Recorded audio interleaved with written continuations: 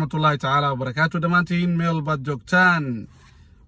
waxaan idin update garanayaa reer Mareykan qaasatan kuwa ganacsiga yar kale dadka ganacsiga yar kale ama ka shaqeeyaba 484 bilyan oo dollar ayuu hadda sanadka approve gareeyay oo ugu talagalay inuu ku caawiyo ganacsatada yar-yarka ah oo saameeya caabuqa coronavirus iyo isbitaalada.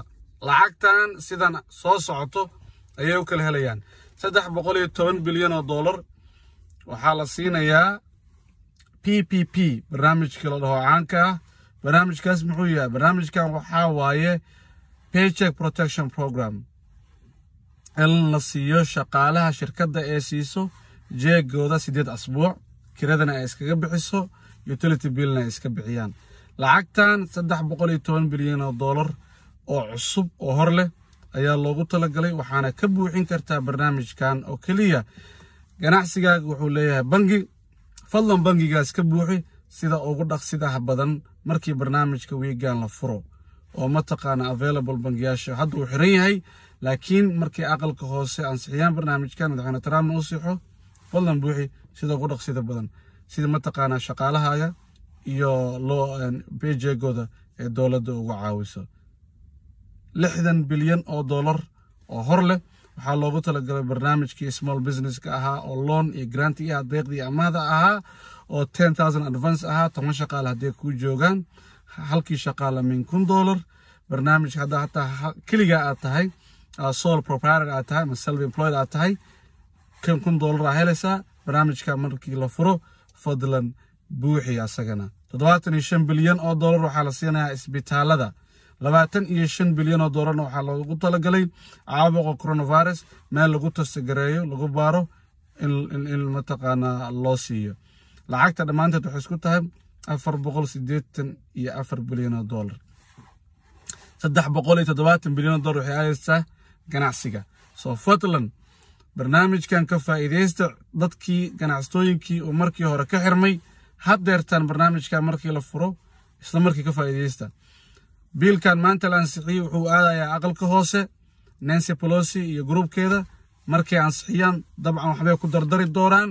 markay wax ku dardaraan waa idinla soo socodsiin doonaa ama arki doontaan warbaahinta ka arki doontaan ka bacdi madaxweyne Trump ayuu aadayaa. Trump ayaa saxiixaya. haddii aad leedahay ganacsi yar Soomaalida badankoodna ganacsi yar ay Mareykanka ku leeyihiin fadlan ka faa'iideysa barnaamijkan sida ugu dhaqsidaha badan markii la furo. qoladii hore uu ka xirmay markii hore waxaa waaye haddeertaan isku diyaariya inaad buuxisaan. hadduuse markii hore oo aad buuxisay balse laakiin lagula soo xiriirin ama bangigaaga kula soo xiriirin ama SPS Small Business Administration website kula soo xiriirina sidoo kale ka wardoon ayagana la xiriir mar labaadna buuxi isku day. barnaamijka aan ku laabto oo PPP 310 bilyan oo dollar ah waxaa waaye waxay ka rabaan 2 shuruud bangigaaga markaad buuxinaysid.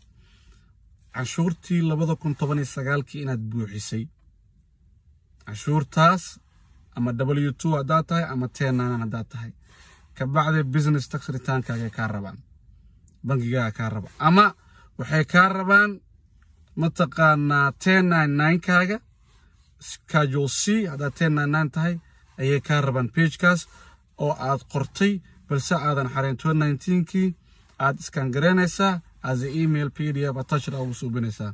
markaad buuxinaysid applicationka bangiyaasha su'aashaas uu ku weydiinayaa soo raaci business tax return-kaaga ama mataqaana example page soo raaca ayuu ku leeyahay.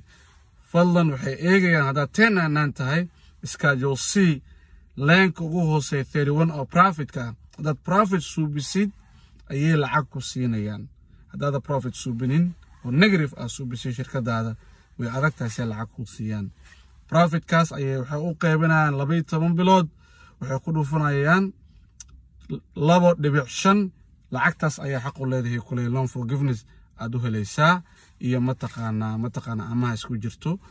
amaah iyo loan forgiveness isku jirto waaye laakiin daa shaqaalahaaga aad siisid kirada xafiiska iskaga bixisid lacagtaas waa lagu cafinayaa caddeynteediina aad la imaatay documentiga. fadlan ka faa'iideysta barnaamijka markii la furo aqal qoose uu ansixiyo madaxweyne Trump uu saxiixiyo wixii akhbaar waa idin la soo socodsiin doonaa. anigoo maxamed faaraxa oo idinka tegayo sidaa ay nabadgelyo